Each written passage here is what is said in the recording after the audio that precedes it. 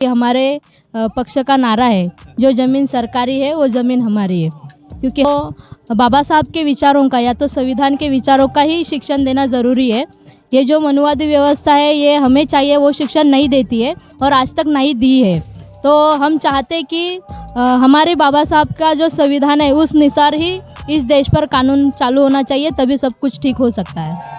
और जब तक सत्ता परिवर्तन नहीं होगा तब तक ये बदलाव नहीं आएगा, ऐसा हम सबको लगता है। इसलिए हम सत्ता बदल का ही मांग करते हैं और हम सत्ता बदल की ओर चल रहे हैं पूरे देश में।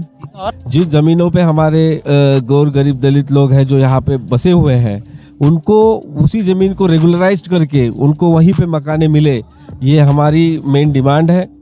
उसके बाद में जो हमारा ये नागपुर है, अभी नागपुर जो राजधानी है यहाँ की, तो यहाँ पे जो सालों से चलता आया हुआ जो मसला है सेपरेट विदर्भ का, तो वो भी हमारी एक मांग होने वाली है इस मोर्चा के अंदर कि हमको सेपरेट विदर्भ चाहिए।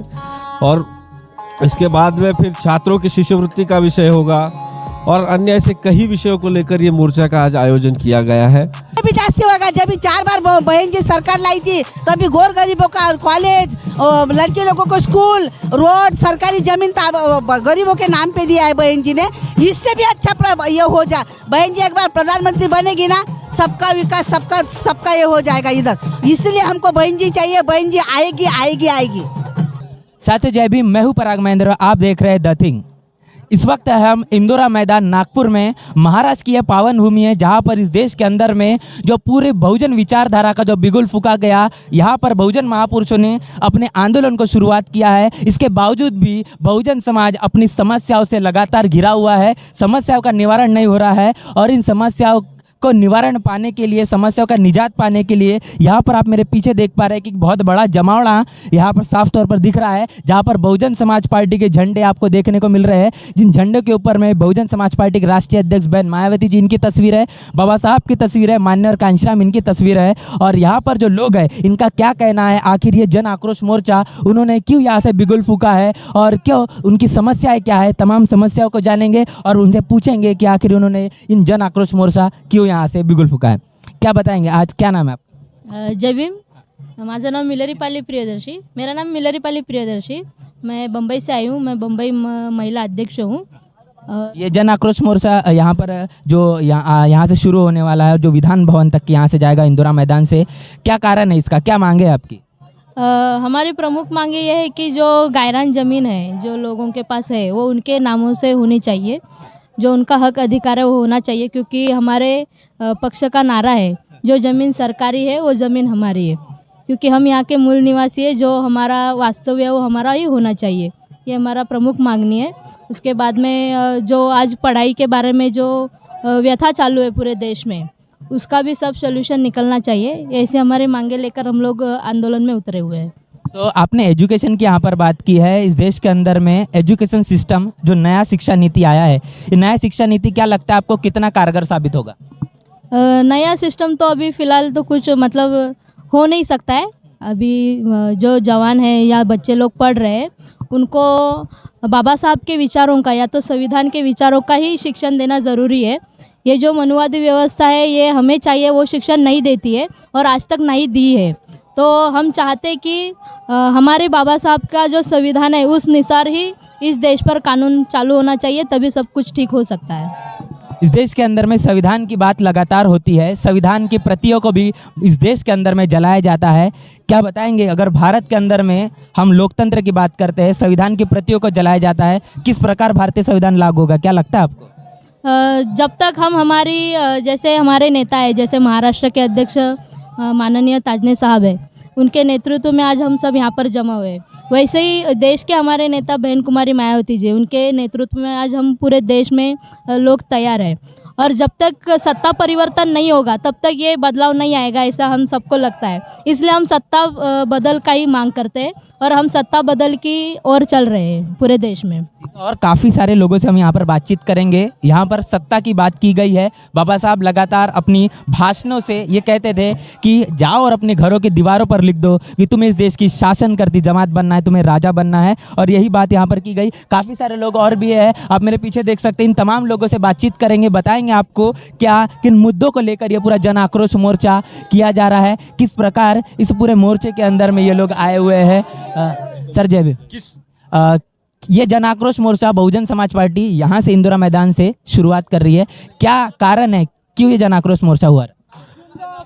जैसे कि आप जानते हैं कि आदरणीय बहन कुमारी मायावती जी इनके दिशा निर्देश के अनुसार और राज्य के जो हमारे प्रभारी है सिद्धार्थ जी और अध्यक्ष ताजने साहब और सबसे बड़े हमारा नेतृत्व जो करने वाले हैं आकाश जी आनंद, इन सब के मार्गदर्शन के नीचे ये जन आक्रोश मोर्चा का आज आयोजन नागपुर से किया गया है।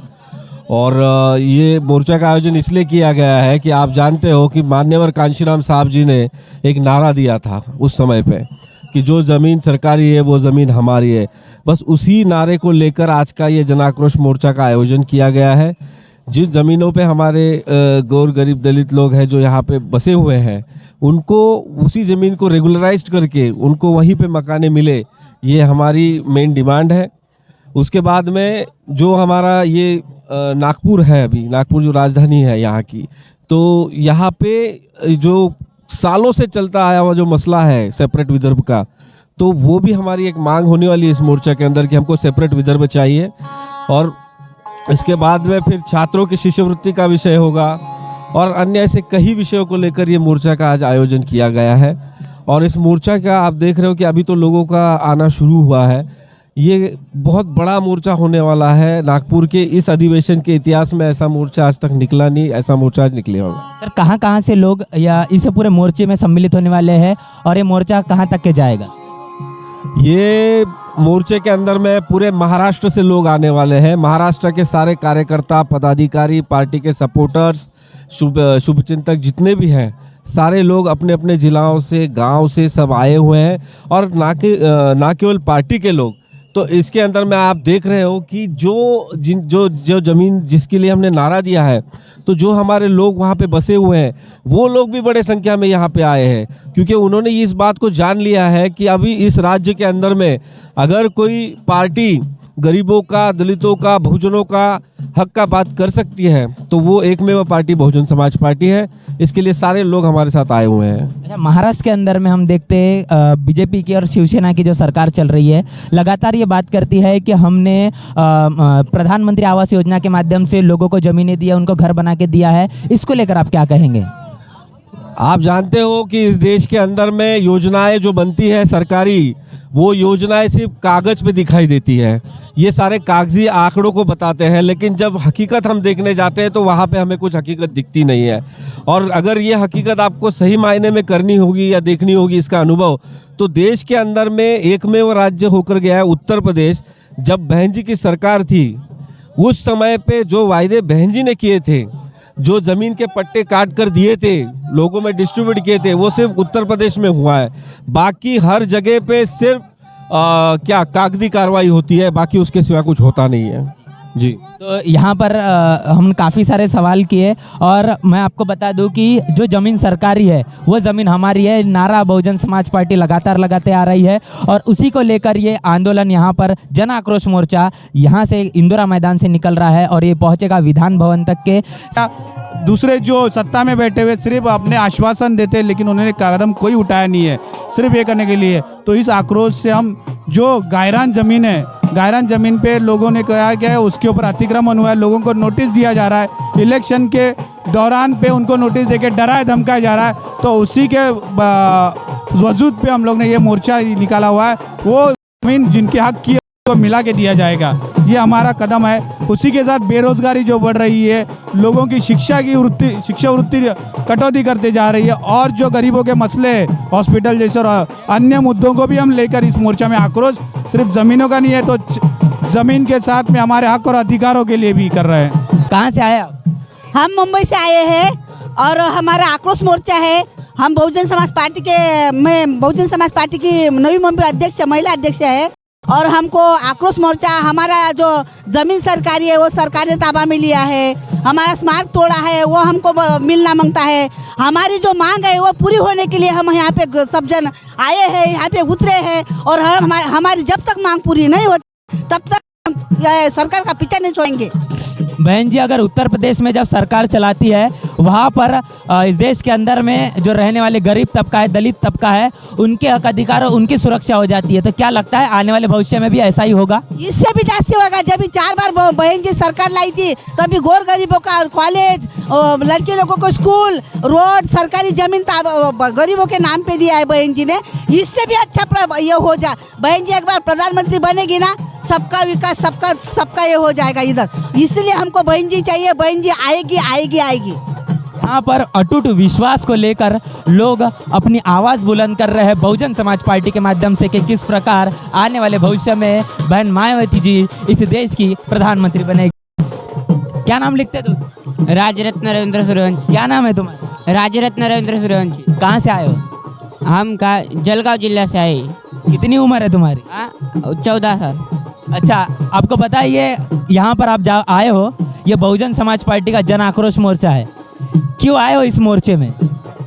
हमको हमारा हक मिलना चाहिए, हमारी जमीन जाए वापस। तो किसके साथ आए हो? मेरा अब्बू आए। अच्छा, तो यहाँ पर उम्र छोटी है, हाथ में झंडा बहुजन समाज पार्टी का है और जज्बा भी है कि इस देश के अंदर में तमाम मनुवादी जो व्यवस्था काम कर रही है, जो लगातार बहुजन समाज के हक अधिकारों को, उनको ज़मीन को जो छीना जा रहा है, उसके खिलाफ में जो विरोध प्रदर्शन यहाँ पर किया जा रहा है। और ये विरोध प्रदर्शन इतने बड़े पैमाने पर है, आप देख पा रहे हैं कि जहाँ जहाँ तक कि आपकी नज़र जा रही है वहाँ पर सिर्फ बहुजन समाज पार्टी के झंडे लोगों के हाथों में आपको नज़र आएंगे। और साथ ही यहाँ पर ढोल भी है, बाजा भी बजाया जा रहा है। और ये जो बहुत बड़ा जमावड़ा है, ये जमावड़ा आने वाले इंदौरा मैदान से लेकर जो शुरू होगा विधान भवन के बहुत स्वरूप होने वाला है।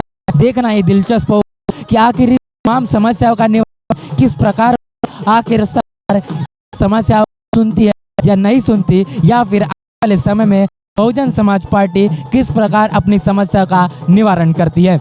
इस पूरे मसले को लेकर, इस पूरे बातचीत को लेकर आखिर मैं यही कहना चाहूँगा, बाबा साहब लगातार अपनी ये बात कहते थे कि आपको अपनी समस्याओं का निवारण करना है तो आपको इस देश के अंदर में शासन करती जमात बनना पड़ेगा, आपको इस देश का राजा बनना पड़ेगा। जब तक आप इस देश का राजा नहीं बनेंगे, आपकी समस्याएं इस तरीके से लगातार बरकरार रहेगी। इस पूरे मामले को लेकर, इस पूरे मोर्चे को लेकर आपका क्या कहना है? महाराष्ट्र के अंदर में जो बहुजन समाज पार्टी पर जो बहुजन विचारधारा को घर घर तक पहुंचाने के लिए हमारे YouTube चैनल को सब्सक्राइब करें, लाइक करें, कमेंट करें, शेयर करें और बेल आइकन की घंटी दबाना ना भूलें।